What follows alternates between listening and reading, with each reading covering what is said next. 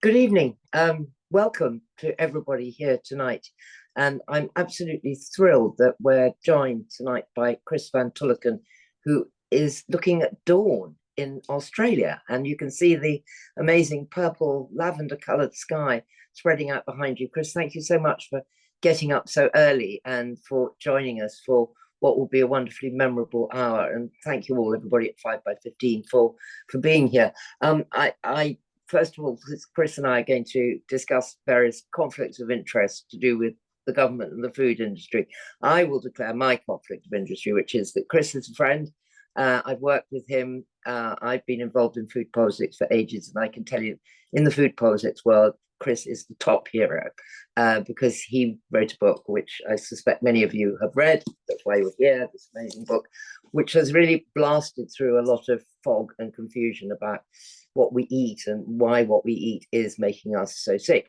Chris also helped me in the House of Lords put together a committee on what ultra-processed food is and a bunch of recommendations. So I'm really grateful to him both for waking up so early and indeed for all the help that he's done. So, Chris, first of all, good morning. Thank you. I know it's in fact tomorrow for you, but nevertheless, it's this evening here for us. You wrote this book and it became a really big bestseller. What nerve did you strike about our general unease about the food that we eat? What do you think you nailed in that moment of about UPF? I have a very particular, and I'm sorry, good morning, everyone, or good evening, everyone. But here you can see dawn. You can also see my sort of slightly puffy, blurry face. And I'm gonna talk a little bit hushed because I'm in a house with my brother and his baby, and everyone's still asleep, so that you may hear people getting up. My voice sits in a particular space in this discussion because I am ostentatiously not an affected person in lots of ways in terms of my income, lots of my demographics. I'm a man. Men are less affected by food policies and food environments than women are. So I wanted to confine myself to the thing that I felt empowered to say, which is I am happy to play David to the corporation's Goliath. And anything else is me just telling people what to do. And it's very uncomfortable. And so I think that we know from tobacco policy and tobacco control measures that the thing that helps smokers stop smoking is when they understand that what the corporations are doing or what their incentives are. So I think having that in the book, the book has a baddie, unlike a lot of, Mm-hmm. I mean, it's not a self-help book, but it's a book that by the end of it, I think you will consider your food differently. You may want to eat different food. You may not be able to eat some UPF. And a lot of that is because of the framing of its purpose. I also think the book just landed at this moment of maximum national frustration with our weight and diet. I mean, every single person I know is struggling with food. And even those that don't live with excess weight, and 60% of us do, still have, I would say, a very disordered relationship with food. And there's this growing idea academically that disordered eating may be a rational response to the disordered food environment we find ourselves in. So I think the framing of the book with the baddie that helps it helps with the narrative and the writing. And then I think the idea of ultra processed food with the public is just a sticky meme idea. It lots. I mean, I think everyone had the response I did, which is as I read the academic papers on it, I was like, oh, this seems to explain everything. In short, what the book says is food products that are developed by scientists working for transnational corporations who are incentivized to get you to eat as much as possible and use the cheapest possible ingredients will not be very healthy for you. And I think when you say it out loud like that, people are like, yeah, that makes sense. That makes sense with my car, with my phone, and with all the other products. So I think the book resonates because it presents science that was not done by me. It presents more than a decade of science now done by a huge number of other people. I mean, I now do this science as a result of the research I put in the book. So I think it's just a sticky, obvious, true idea. I think and it's not my idea. I need to be modest about that. But If we, where does it start? I mean, when I grew up in the 50s, and ultra processed food was nowhere to be seen. By the 60s, there was a bit, it sort of built up. Was there a moment, can you pin a moment when our diet became really bad and something happened to the way we eat? The anno domini. I mean, you can, because the definition of ultra processed food is, it's very long, it's very sophisticated, but one of the components is UPF should typically contain ingredients that are purely of industrial use or that are cosmetic additives. So that's the sort of shortcut to, is it UPF? It contains, it, for example, an artificial sweetener. It almost certainly is. Now, saccharin gets invented in the late 19th century. So that, if you have to, but before that, we had modified starches, so you could possibly go back earlier. We then get the margarine wars happening in the States. You know, margarine comes in and is way cheaper than butter, being made from plant oils, from waste plant oils. Actually, the first margarines made from cottonseed oil. Cottonseed oil is very poisonous, but the cotton seeds were just thrown into the Mississippi River from the cotton gins. And someone had the bright idea of going, if we could detoxify this and modify the resulting oil, we can make anything we want. And that's where we get Crisco, the first kind of cooking fat.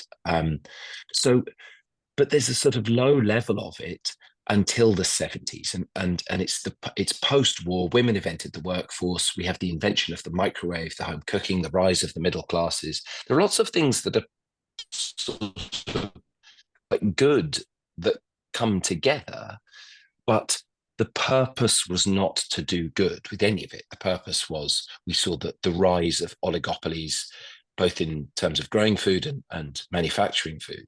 So for the 80s and 90s in Britain, by the 80s, by my child, I was born in the late 70s. By the 80s, people in the UK were eating 3 meals a day of UPF. By the 90s, we were eating 3 meals and a snack per day. And by the early 2000s, it was UPF from the second we got up in the morning through to when we went to bed at night, and then possibly again for many of us in the middle of the night. So the market becomes saturated, and now it's 70% of what we eat. It's 70% of our, it's for adults, it's about 60% of calories come from ultra processed food, and for children, it's higher. 80% would be typical. So why was there no legislation on ultra processed food? Because, I mean, as I understand it, maybe you can explain it better. The Food Standards Agency in this country, they say every single ingredient in food is safe, but they do not calculate what happens when you put those ingredients together. So every kid who went to chemistry class at 12 tried putting X and Y, and the test tube blew up, and that was part of the fun. And you learnt that if you put two things together, they made a new thing. And is that effectively what they have been able to do? I love that analogy. This is the most sophisticated question, okay, Rosie? So this is what's hard to explain. The additives themselves, which are the way we recognize ultra-processed food, if it has a non-nutritive sweetener, an emulsifier, a stabilizer, coloring agents, flavoring, they're how we tell if a product is ultra-processed. They are not, in my opinion, the main problem. The main drivers of the harms of ultra-processed food have been well understood for decades. It's the excessive salt, fat, sugar, the saturated fat, the sugar, and the calories. So if we look at each one of them, in terms of the calories, the food is energy dense. Almost all ultra-processed food has a lot of calories per mouthful. So even if you think of something like a cheesy puff crisp or a any of those puffy light crisps, rice cakes covered in chocolate, they feel light, but the calories per gram intensely high. So the calorie density and the softness means you eat UPF very, very quickly. And we know that soft, energy-dense foods lead to weight gain. So part of the issue is weight gain. Now, the foods are also salty and fatty and sugary. And salt and saturated fat lead to heart disease, strokes, lots of other problems. And the salt puts blood pressure up. Now, is salt harmful if you have it on the table in a bowl, or sugar harmful, or a block of lard? None of these things are harmful because you don't want to eat them. Okay, so salt just sits on the table harmlessly. If you put too much salt in food, it's also unpalatable. And if you mix together raw fat, if you mix together lard, sugar, and salt, it's disgusting, right? No one wants to eat sugar, fat, and salt. But if you flavor it and you texture it and you put it in a fancy pack and you give it a brand, then you can make an ice cream or a burger or anything else. So the issue is not the individual ingredients. The issue is the way they are developed, formulated, tested, and processed. This is ultra processing, is the whole production chain, from the design of the food, the testing of the food on people using brain scanners. It's the tasting panels. It's the physical processing, thermal processing, mechanical, and then all the packaging and marketing. The whole thing is ultra processing. It's all part of the definition. And what you end up with at the end of that is a product that none of us can stop eating. So we know at Unilever and at Pepsi, the scientists there were using MRI scanners, brain scanners, to develop products and to test ingredients in products. So what hope do you have say a bit as a more about consumer? that. So if you're eating an ice cream Yeah. made by a company like Unilever, I have no doubt that other companies were doing this too. If you're eating an ice cream and that ice cream has been, this is in a BBC documentary I made that came out a couple of months ago called Irresistible. And we have the head of neuroscience at Unilever talking about how when people were fed ice cream in the brain scanners, the orbitofrontal cortex, part of the reward center, lit up like a furnace, was the expression he used. Now, what hope do you have when you're trying to serve yourself one scoop of ice cream and you diligently put the tub back in the freezer? If that ice cream is being developed by a team of geniuses using brain scanners, that's why you go back to the freezer, open up the tub, have another scoop, or in some cases, just put the whole tub in your lap and keep eating it. So the problem, part of the problem is the additives and the combinations of additives. But the main thing is every single aspect of every single product has been optimized so you can't stop eating it. Because the products we're eating in the UK now, the breakfast cereals, have been refined and developed over decades. My kids eat the same breakfast cereals that I did, and my dad, who's in his 80s, ate some of the same cereals that I did when he was growing up in Canada. So these things have been perfected. Your chemistry, can I say one thing about the additives? Your chemistry point is really, I love that analogy. The Food Standards Agency are wrong in two ways. First of all, most of the additives are safe in the sense they're non-toxic and non-carcinogenic. That isn't true for all of the additives. Aspartame, we know, is carcinogenic. World Health Organization said that, and there are other additives that are like that too.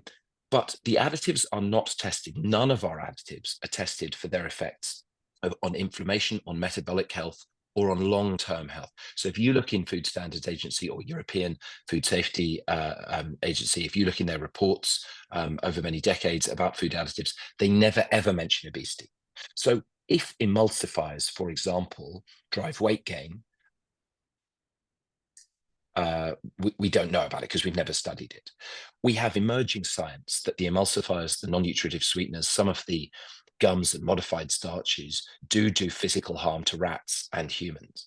But their main problem is if a flavoring, for example, flavoring, completely physiologically harmless, you just put in a few tiny drops in a big portion. But what does the flavoring do? It makes you have two portions. So it's a bit like salt. Salt is no problem in the correct amount. You need salt, but you can use salt to drive excessive consumption. So yeah, it's the Food Standards Agency are not, I mean, this is the same with the FDA in the States, with Europe. We don't test our food additives over the long term. So, as you say about ultra-processed food, it's not just the actual food, which has been manipulated and made into all these horrible words like hyperpalatability and mouthfeel and everything that you can think of. It's also how the whole process then passes through the system, arrives in the shop, creates the food desert, creates the advertising. Say a bit more about how we get sold it. I mean, I was always interested. I remember reading a very long time ago that one of the food industry's great aims was to banish hunger as a thing. that human beings should never need to feel hungry, because there was always a snack. And there was a very clever American book that I read about failed snacks, and that they had tried, they tried to make a snack for literally while you were in the bath, on the toilet, typing. I mean, practically every moment in your life, they tried to design a snack to fit into that moment. And some obviously succeeded very well, like breakfast on the go. So you get those fruit, you get those bars. But this idea of abolishing hunger was very intriguing. And that you have to sell people that idea, don't you? That that you never need to be hungry. There's always something delicious waiting to reward you, literally. So you've used some really important words there. So the the idea that there's a snack for every single moment of the day is called snackification, and the companies compete for stomach share. So they're competing for an amount of your stomach that they can have. And if you look at the array of snacks, it's not just that there are snacks for pregnant people. There are snacks when you're at the gym. There are snacks when you're at work. There are snacks for energy. There are snacks to fill you up. There are healthy snacks, treat snacks. It's also that each individual product is now marketed to be eaten at any time of day. So you have breakfast. The idea of eating breakfast cereals for 3 meals a day as a weight loss solution has also become eating breakfast cereals for pudding and puddings for breakfast. And there's a sort of movement toward a much greater flexibility around ingredients. You said the food industry positions themselves so that no one should ever be hungry. And this is how they position it. I mean, first of all, we have to be relentlessly clear that the only purpose of any ultra-processed food product is to make money. That is part of the definition. So that they make all sorts of claims about the purpose of these things. There is only one purpose of them. And what we see, in fact, is as ultra-processed food has taken over our snack periods, is the rise of hunger. So ultra-processed food, many claims are made about it. For example, it creates food security. It diminishes hunger. It is a solution to hunger. We see not just hunger in the same communities that consume excessive ultra-processed foods, but we see it in the same households, and we see it in the same bodies, because by definition, maybe not by definition, but what we know about ultra-processed food is it is food that is engineered to not create satiety. It's not meant to fill you up. If you imagine yourself as a food development scientist, and I have spoken to probably more than 100 food development scientists at the big food companies, and I've put this to them, and one of them just explained it in terms of a thought experiment. Imagine you're working at a big food company and you develop a new version of a product that really fills people up, okay? And they only eat a small bowl of it, and actually they don't need to buy it very often. How far will that product get in the food development? If it gets to the shelves, it won't last long on the shelves, because you're not going to sell very much of it. So the hunger, one of the myths is the modern food system destroys hunger. It doesn't. It creates hunger. And it also creates food insecurity. So in the UK, with the rise of ultra-processed food, we've seen the rise of food banks. Now, there are many things that impinge on that. What we don't see is the proliferation of ultra-processed food solving that problem. Globally, food insecurity going up and up and up as the food system globally becomes more and more ultra-processed. So the saturation of our diets with this kind of food has not solved problems like hunger at all. So staying on that line, I mean, something that you said recently, and we were debating earlier, was that because you were well fed as a kid, as indeed I was well fed as a kid, you reckon that accounts for 9 centimeters of height, which is absolutely staggering. Well, the quote you read back to me was, and I don't remember where I said this. Do you remember where I said this, Rosie? You're in an interview with 2 blokes sitting on 2 armchairs, brown armchairs. Oh, I know. I think it was probably the High Performance podcast. That's it. That's the one. I watched it the other day. So I was probably being a bit flip, but what you quoted back to me was, I said my childhood accounted for 20 points of IQ and 2 inches of height. They understate the height, because what we know is height is largely determined by diet, a little bit by general living conditions, poverty and things, but it's very dietary. Probably if your parents smoke, there's also some stunting, or alcohol during pregnancy. But in the UK, there is a gulf of 9 centimeters between children at the age of 5. Okay, think of how tall a 5-year-old is, between our children and children in Eastern, Northern Europe, Scandinavia. Okay, so UK children are stunted. This will be a mixture of smoking, alcohol, but probably primarily food, and the fact that our food is ultra processed. And we see everywhere people start to eat UPF. Okay, this happens all over the world. It's the same in America, same in Australia.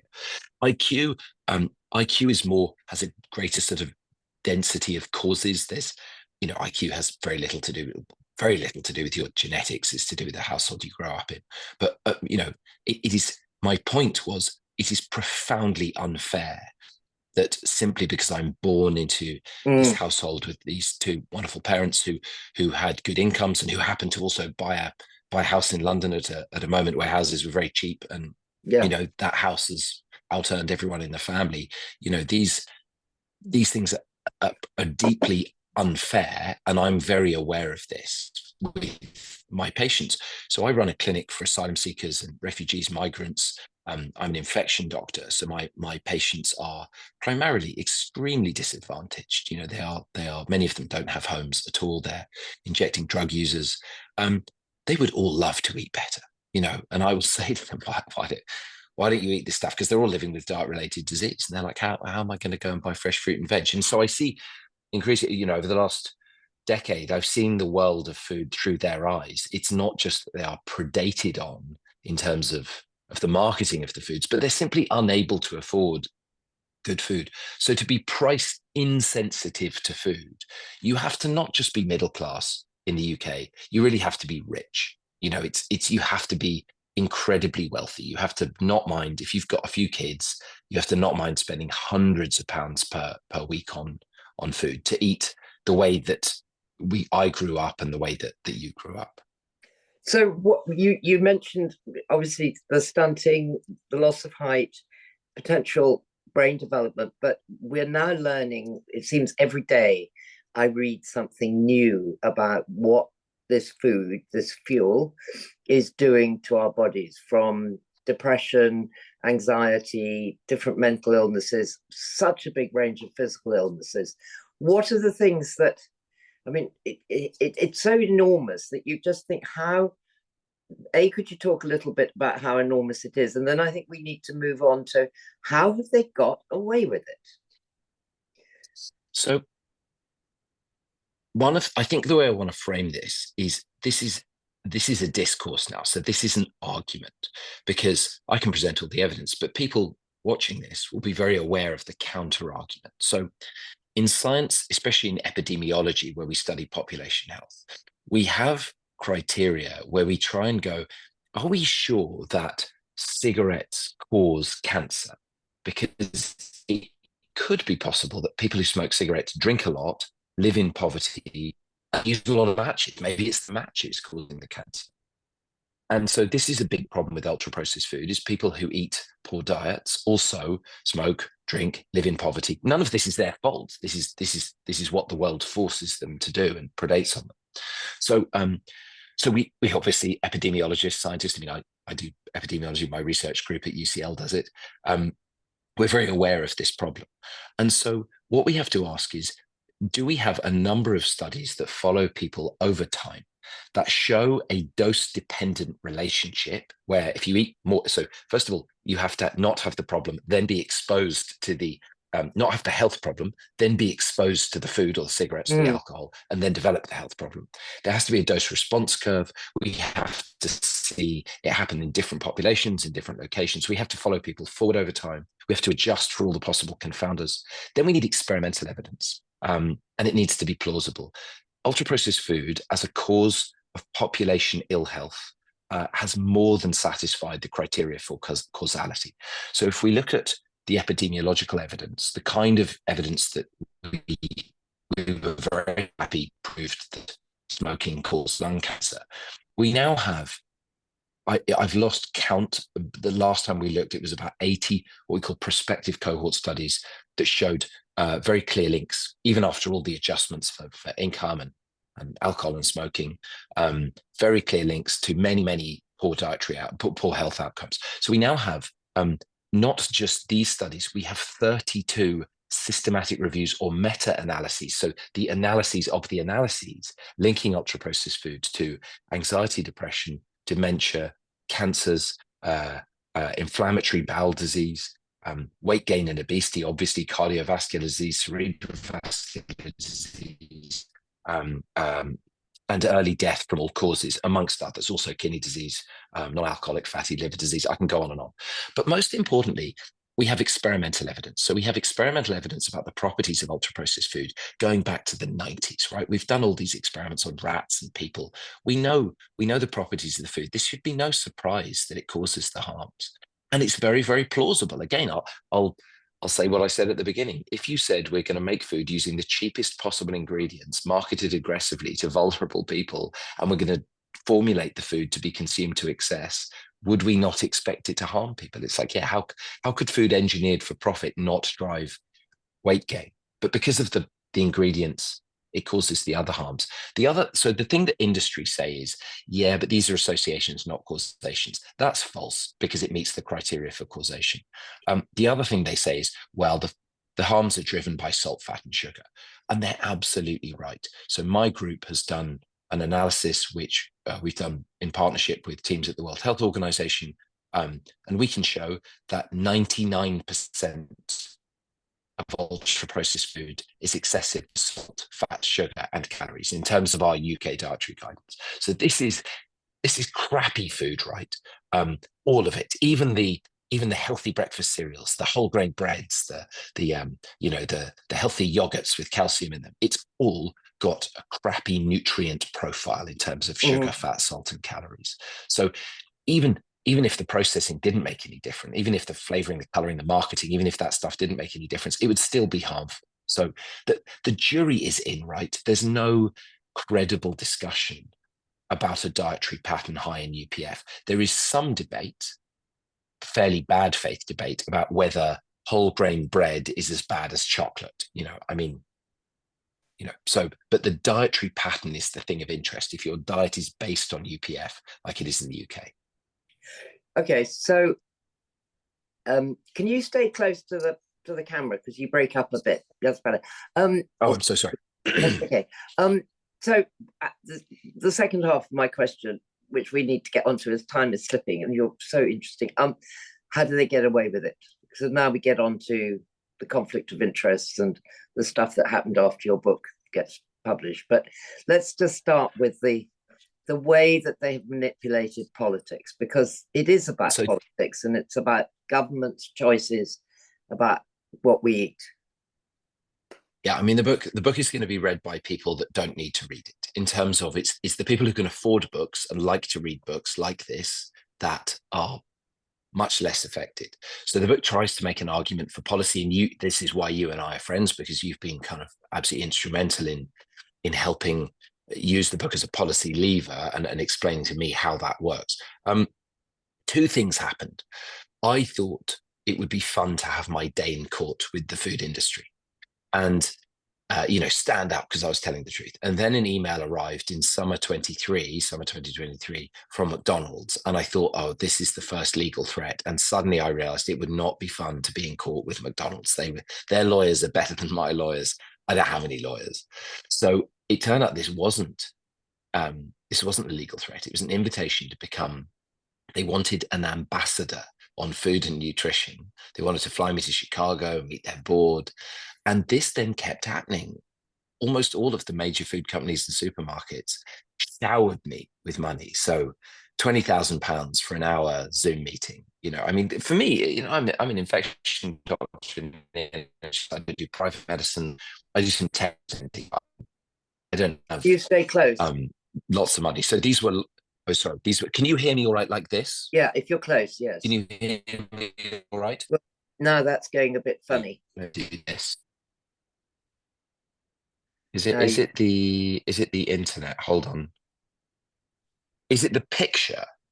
No, it's a wobbly, slightly wobbly. You're better when you're closer. How's that? Better. Okay. Is that better? Yeah. So So okay, so you get McDonald's a lot invite of me to be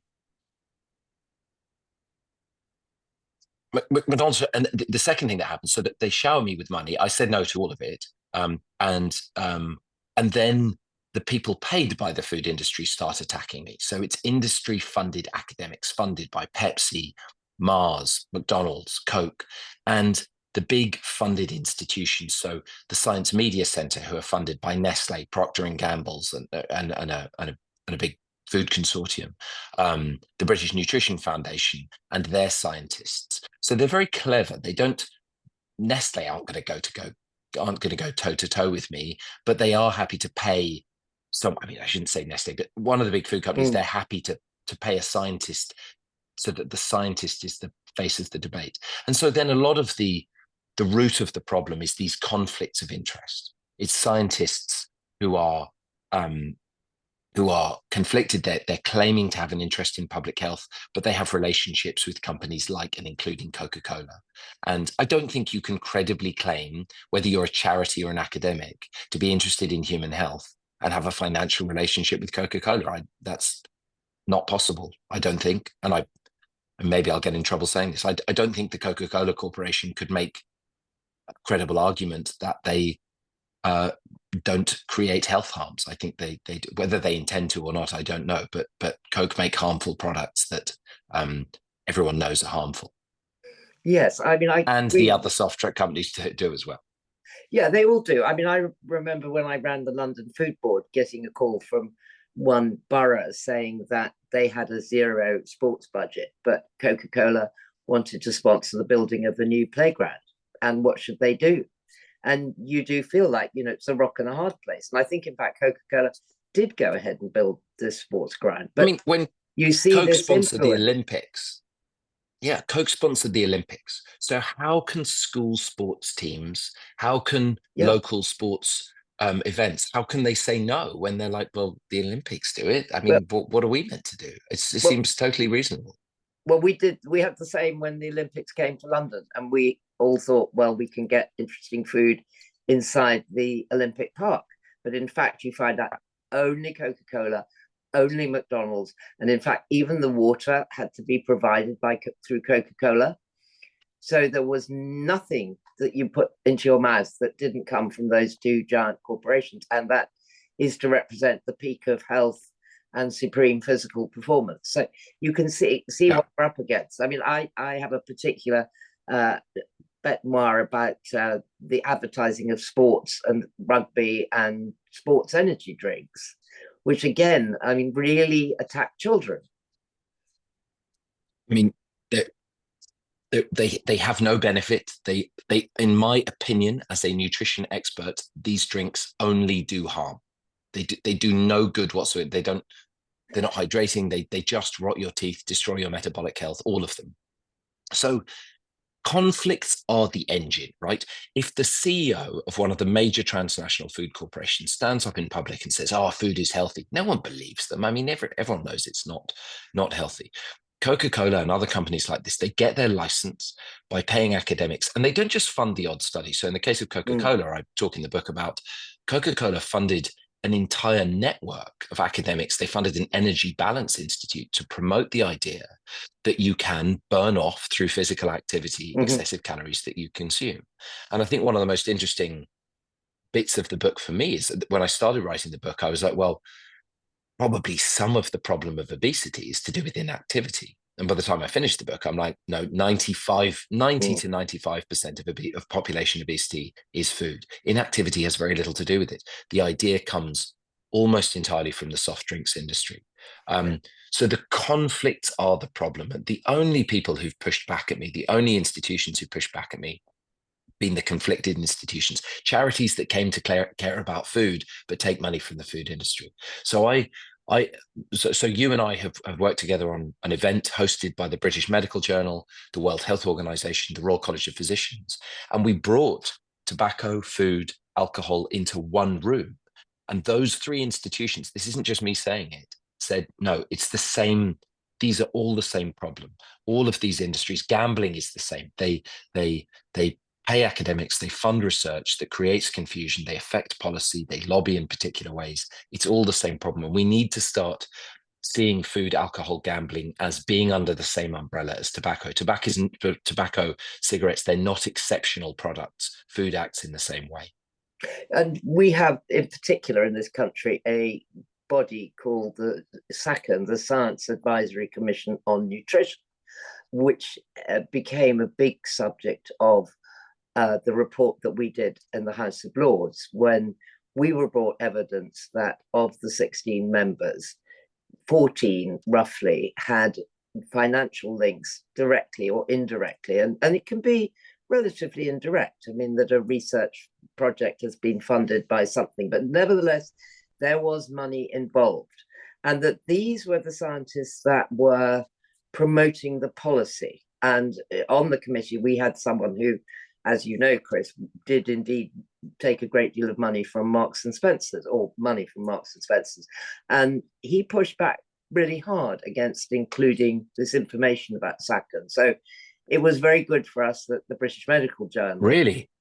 Yeah, the British Medical Journal, came out and said, yes, this is an absolute fact. And they traced every single source of income. And, your policy recommendation, and indeed ours, was you must separate policy from money. If you did nothing else, so if you look at the food environment in the UK, the main food regulator, in my opinion, is the Scientific Advisory Committee on Nutrition. They define a healthy diet. They have not done, to my knowledge, a single report into obesity. It is entirely their remit. How can they not have done that? Because in my opinion, it would force them to confront that obesity is caused by industrial foods, and 65% of the committee has financial conflicts with food companies like and including Nestle and Coca-Cola. So we've got SACN very conflicted.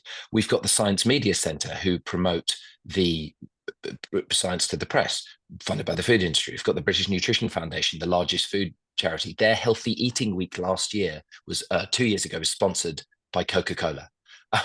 We've then got the academic departments, and then we have many people within government. So the entire food environment is, all of the information about food is funded by industry. So this is what we learned with tobacco. This lesson has been learned again and again all over the world. And people said to me, and various people have said, but if SACN wasn't funded by industry, if we got rid of the conflicted people, there'd be no one on the committee. Well, that isn't true. 40% of the committee aren't conflicted, so it would just be a smaller committee. But the second thing is, it hasn't done any good. So since SACN was created, 20 years ago, what we've seen is an explosion of diet-related disease. So if we want to fix the problem, we have to think in terms of big changes. You're ending conflicts, and you're not going to get the other big changes you need unless you remove the conflicts with all of these institutions. It should be really shameful if you're a department that studies human nutrition and you're taking money from big food companies that cause harm to human health, and let alone the environment and plastic. That should be shameful. It's hard to legislate, but there should be a cultural change around it. Definitely, in the same way that there was a cultural change around smoking, which actually worked very well. I remember having lunch some years afterwards and sitting next to Liam Donaldson, who'd been the chief medical officer at the time that the big smoking bans were brought in. And he said he hadn't slept a wink the night before because he thought that everyone would go mental about the idea of not being able to smoke in restaurants and on tubes and on trains and all the rest of it. And he said by lunchtime, he was probably the most popular man in Britain. So it was a great... So we need way more bravery. Yeah. I think people... Yeah. Because I hope the current government. Go on. Yes, and I hope the current government are. I think, the problem is, for a government, everyone knows that it's very clear that food, alcohol, tobacco, they're extractive. They take more from our economy than they contribute. Okay, way more, way more. The food companies don't pay lots of tax in Britain. They're not employing loads of people. They cause lots of disease and cost the NHS and everything else a lot of money. But you won't get that money for 5 to 10 years, whereas the little bit of tax they pay, you're getting tomorrow. So I Mhm. think politicians are disincentivized. But I think if you brought in effective food policy, you would see population health benefits and money saved within a few years. You know, if you could look in prisons, hospitals, schools, you'd see very quick benefits. So I hope the government will be more courageous than other governments have been over the last 30 years, but they're still very, very influenced by the food industry. They are indeed. I'm going to bring in some questions because they're beginning to come in. So do start putting in more. But I've got two questions, one from Judy Ryan, and I've got another. I'm just going to check what the name was that from Patrick Jarvis. They both want to know what you're drinking, Chris. And they're saying 6 a.m. in the morning, and what are you drinking? And I think I can answer that you're probably drinking black coffee. But it's stout porter. Stout porter, that's brilliant. No, it is black coffee. It is black coffee. Okay. It's black. It's black instant made with water from the hot tap. It's not fancy. Back. It's not an Australian red from some vineyard outside Melbourne or wherever you are. Okay, there's a question here. It's a Shiraz. It's a Shiraz. Okay. Bill it's not. It's just coffee. Where does Chris think polyunsaturated fatty acids sit in the UPF spectrum, given that they all have to be manufactured using highly industrialized facilities? And what are the health implications of moving to a diet that contains large amounts of them? So the sort of seed oil debate is ongoing, and we don't have loads of good data. Here is what I think is that ultra-processed food almost always contains plant seed oils that have been refined, bleached, and deodorized, then interesterified and hydrogenated. So basically, you squash your cottonseed, or if you look at the fats now on your ingredients lists, it'll say things on your biscuit like mango kernel fat, shea fat, sunflower fat, palm fat. So they're not all in your biscuit. It will just be the commodity price that's lowest on the day. They will buy the mango kernel fat. So when you eat a mango, the stone that you throw away actually has a seed in it. You can get it out. It's disgusting oil, but you can crush it, bleach it, refine it, deodorize it, take all the bad stuff out, and then turn it into anything you want. So these oils probably are somewhat harmful, but they are a proxy for food that is engineered so that you eat too much of it that is high in other fats, salt, and sugar. So I think a lot of there is a confounding thing that the seed oil fats probably aren't great, but they're consumed in a context that is harmful of these industrially processed products. So they always come with excessive sugar and salt and other calories. And so they drive all these health harms, and they're emulsified. So if you cook at home with cheap oil, it's way better than eating industrially processed food. So that's what the evidence is very clear about, is home cooking. Even if you cook with salt, fat, sugar at home, this was the first thing the scientists studying UPF found, was that it was the families cooking with salt, sugar, and fat at home that were healthier than the families eating the salt, sugar, and fat in the industrial formulation. So I'm trying to figure out how one ingredient harms you. To me is less important, because people don't eat ingredients. It's less important than going, what is the harmful dietary pattern? So I, like every other middle-class person, use cold-pressed, oils, because I don't like the idea of refined, bleached, deodorized oils. But probably the main thing is to avoid the foods they're found in. It's really interesting. So someone says here, is there a shorthand way of recognizing what is ultra-processed and what isn't? I mean, I know that actually what we haven't talked about is the question of putting black labels on. And maybe you could just say, I've got loads of questions now, but maybe you could just say quickly about what South America is doing. Yeah, so ultra-processed foods, the octagons. There's a quick way to what's what. In terms of my policy asks, end all the conflicts of interest, and we need to properly label food with warning labels. And the warning labels I would put on are for fat, salt, sugar, and calories. And using that system, we can label 99% of UPF. Now, the way as a consumer, so the definition UPF was not developed for consumers like everyone listening. It was a research tool. But if you want to tell if a product is ultra-processed, it will be something wrapped in plastic with an ingredient that you don't use at home, like flavoring, coloring, gums, stabilizers, emulsifiers, non-nutritive sweeteners. But it's important to say there's lots of unhealthy stuff that isn't UPF, because companies are increasingly going, oh, if we take out the additives, it's not UPF, and people buy it. So you can go and buy a pork pie that doesn't have any additives in it. I mean, Rosie, you mentioned Marks and Spencer. Lots of supermarkets are now making lots of products that have no additives, but they're still very high in fat, salt, sugar, energy density. They're marketed, they're delicious. They're made using all the same techniques. So those things are still bad and should still be labeled. But if you're looking at a product and it's got a flavoring on it or an emulsifier, then it's probably UPF. The exceptions are things like ready salted crisps, which are just potatoes, oil, and salt. They're probably better than the prawn cocktail flavored puffs, but not much. Ready salted crisps are not the foundation of a healthy diet. So in South America, they're using these big black octagons, and they do shift purchasing. They're not using them enough. And there's a lot of technical policy detail about how we bring this sort of labeling in. If we did it at the moment, everything would be covered in black labels. So you need to do these things in a careful way. And then the labeling is just a way of bringing in further regulation, marketing restrictions.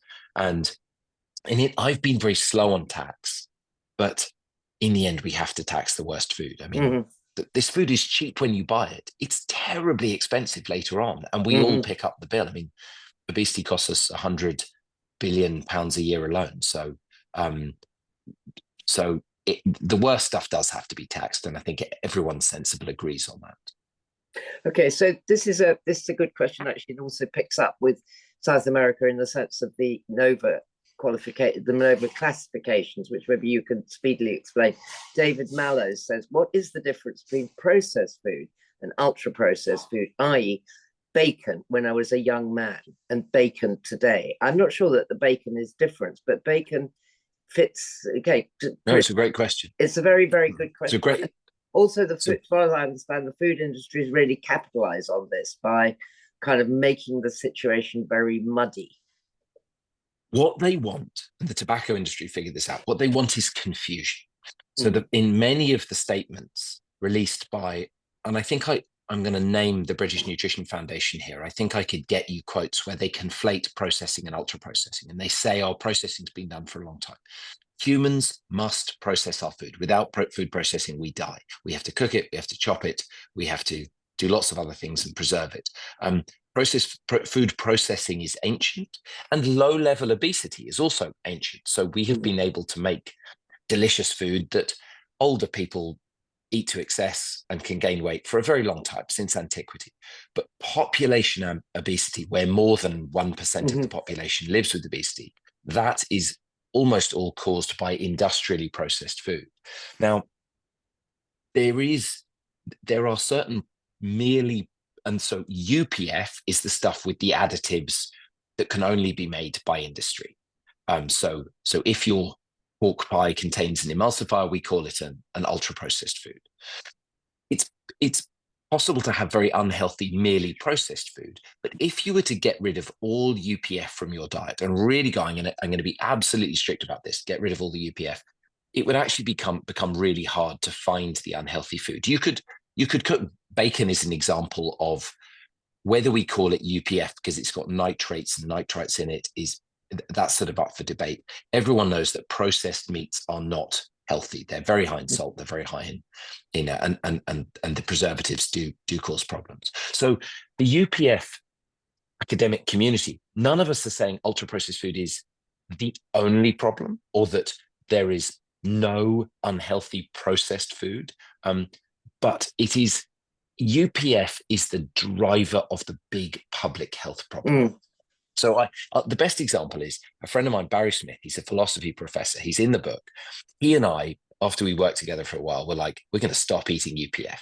But we live near this amazing deli. So we started buying all this cheese and meat and, bread from this fantastic deli. And we both gained weight. Okay. So it's possible to eat processed food. Henry Dimbleby often makes this point that, he can make an addictive chocolate brownie in his kitchen.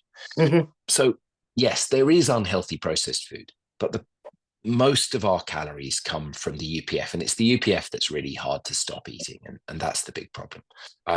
So bacon, yes, you can go back to an unhealthy 1940s diet and eat bacon and lard, but that's not what most people do. You know, if you stop eating the UPF, generally people know that you then need to switch to a very plant-based, healthy, whole food, domestically cooked um, uh, uh, dietary pattern. Does that make sense? Yeah, that's a great answer. Thank you. It's quite tricky, all that, I think. I mean, again, everything about food, there's always a lot of blurred edges. I mean, tobacco, when you look back on what they were able to do, it was so simple. I mean, you just said this doesn't work. But so Bill Grayson says one of the But can responses. I just tidy up that Yeah, blurred edge and say, if you okay. exclude, I'm not giving this as advice because it's so hard to do. If you were to exclude ultra processed food completely from your diet, that would probably be the most important thing to do. So yes, we can always find blurring around the edges, but it is the UPF that's the problem. And yes, you could go and deliberately create a really bad processed food diet, but that's not what you're going to do. And it's the ultra processed food that is the problem. So if you're looking for that is why the concept is so powerful to the public, because it actually creates this clarity. You go, UPF is the problem, everything else is fine. And yes, we can go and find exceptions, but getting rid of the UPF is the main project for most people, if you can and if you want to be healthier. But it won't be easy because it's somewhat addictive, it's incredibly cheap, it's sold to you as healthy, and it doesn't say anywhere on any packet whether something is healthy or not. I suppose what I meant though was that you can sort of categorically say all cigarettes are awful, but as a lot of food manufacturers will say, well, they used to say, I remember the head of Coca-Cola coming to visit Boris when he was mayor and saying, well, you don't have to drink it. One's not going to hurt you. You don't have to drink 20 a day. And it's kind of true. Every so often, a Coke is very nice, but you just don't want to live on it. So it's complicated. Anyway, the next question comes from. I think I do dispute that. If Okay, you could good. smoke one cigarette, if you could smoke one cigarette a week, be fine. If you could have one glass All of right. alcohol a week, be Okay. absolutely fine. The difficulty is having the one. As you and I both know, it's so cocaine. If you just have one line of cocaine, and then you won't have all the health problems. The food is engine. So the problem with Coke is it is. I mean, I shouldn't name Coke particularly, but many ultra processed food products are as addictive as tobacco products and alcohol products. So we have really good evidence around this. They're engineered to be addictive. We know they're addictive. I speak from lived experience, and many of Yeah. my patients do. So the problem is, yeah, one is fine, but I challenge you to have the one cigarette or the one Coke. Yeah, and I certainly can't have one spoonful of chocolate ice cream. I'll eat the tub. Bill Grayson says one of the responses of food manufacturers to the issue of reducing sugar in soft drinks dessert is to replace it with artificial sweeteners. What's the evidence basically now that they're really bad news, artificial sweeteners? We have experimental evidence that they may harm metabolic health. A colleague of mine, Dana Small, was at Yale. She was doing research funded by Pepsi, and she started finding harms, and Pepsi withdrew all her funding. She was one of the scientists using brain scanners to study sweeteners. What's very clear is we've got rid of a huge amount of sugar from the UK diet, and sweeteners should be the perfect fix. Sugar is like terribly harmful if you eat it to excess. It drives you to eat all the other stuff and harms your metabolic health. So we've switched from drinking loads of sugar to drinking lots of sweeteners. We have not seen the predicted health benefits. Are sweeteners worse than sugar? Maybe not. The research that says they're good is generally funded by industry, and the research that says they're harmful is often independent. I avoid sweeteners very much because I think we don't know much about them, and this experimental evidence is clear, and the population evidence is increasingly worrying, and some of them are carcinogenic. So, whereas, I mean, I would say fizzy drinks, whether they're non-nutritively sweetened or whether they have sugar, they are the one thing I would. My kids can eat anything, but I don't let them have fizzy drinks at all. It's pure harm. Just keep, if you had one single intervention, humans, especially children, should drink milk and water. No juice, no fizzy drinks. I don't want to ban them, but in Mm. schools, we should definitely look at banning these things. Definitely. I'm glad that you brought up kids, and I'm going to jump forward onto a question from Leslie McNiven here about, you mentioned disordered eating as a result of the rise in UPF. Many kids have ARFID, restricted disordered eating, with very few safe foods. Do you think this is possibly linked to the culture of feeding kids, she says, nuggets and chips and other beige processed foods? And it seems to me there is now a lot of evidence around kids and mental health, and certainly around their general well-being and growth. But I want to be really careful here, because I'm not a dietitian, I'm not a nutritionist, my clinical work is not nutrition, but I work with the Royal College of Royal College of Psychiatrists Eating Disorders faculty. I gave the keynote address at the Eating Disorders Research Society International Conference this year. And I work with lots of these scientists because I've been very worried about driving orthorexia, about creating an anxiety around normal food. What is increasingly a concern is that if you have foods that are engineered using brain scanners and other techniques so that they don't satisfy you and they drive excessive consumption, it's not implausible to imagine that these foods might drive food addiction, binge eating disorders, or that a response to them might be restricted eating. These are foods that are deliberately engineered to fiddle around with our responses to satiety. They have very odd nutrient composition, micronutrient compositions. So it may be the case that we go seeking nutrients from the food that should be there but aren't. So a lot of the excessive consumption may be driven because we're trying to get nutrients that are in the food that from the food that aren't in there. Mm-hmm. So this is very, very early research, but there is good and legitimate concern from very, very good academics, leaders in the field. And my personal experience of someone who's had a fairly low-grade eating disorder is that this is food that drives eating disorders. So I at least in my case, and in the case of a lot of other people, so we know from very early data that 100% of the foods that people binge on are ultra-processed food.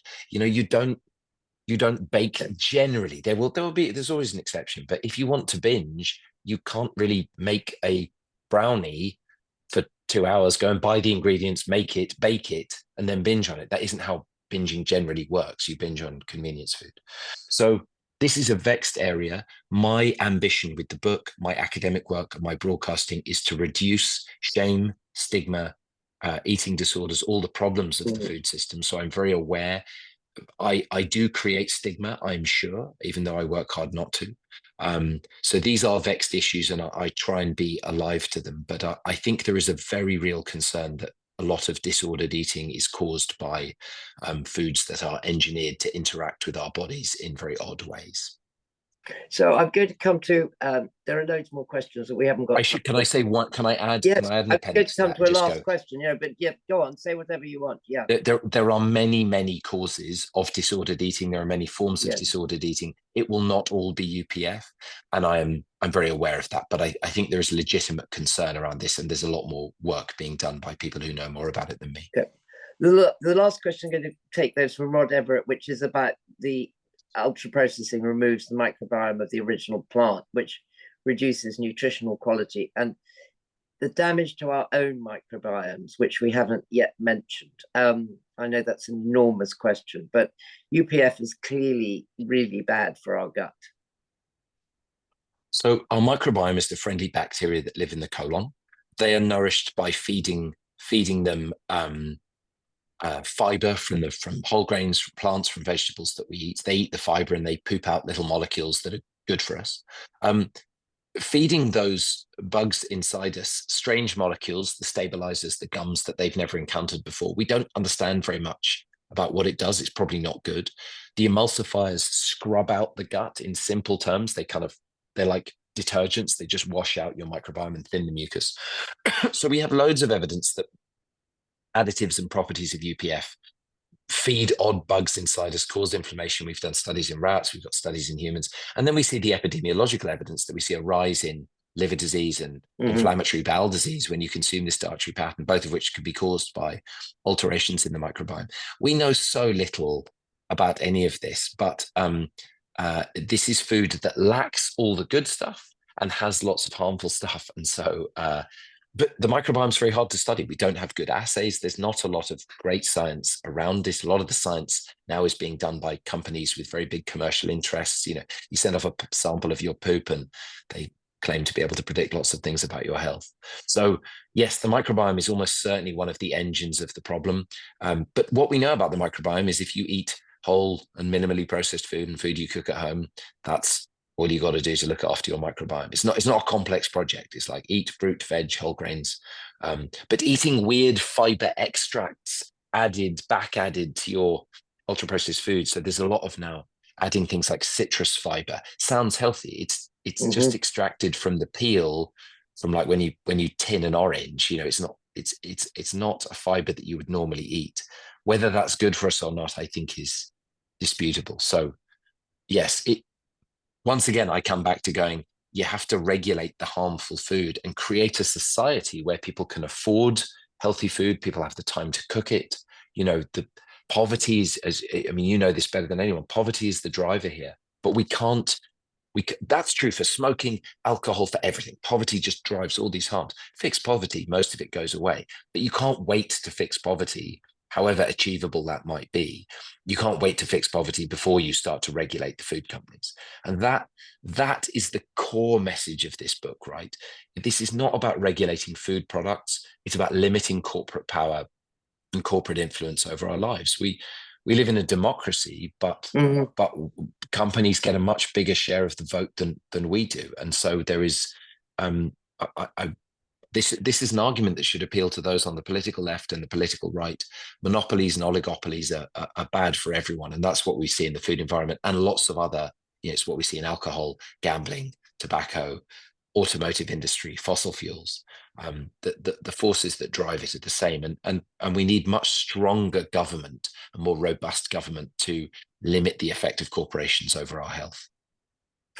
Chris, thank you so much. And it has been a sort of joy to watch the fact that the sun has now come up and now you're ready for I'm going to see if I can finish by showing you the Melbourne skyline. I don't know if it looks lovely. I don't know if it's going to work. I hope you're having a really good time.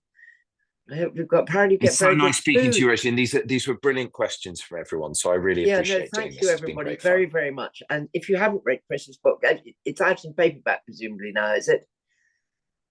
It is, and the paperback has the 2 new chapters about the food about what happened, the conflicts, and all the juice. So please read it, eat better, stick around. Thank you all very much for coming. And Chris, have a safe rest of your travels and see you in due course, and say hi to everyone. Okay. It's so nice to see you all, and thanks very much for having me on. Pleasure. Cheers, Rosie. Bye. Bye.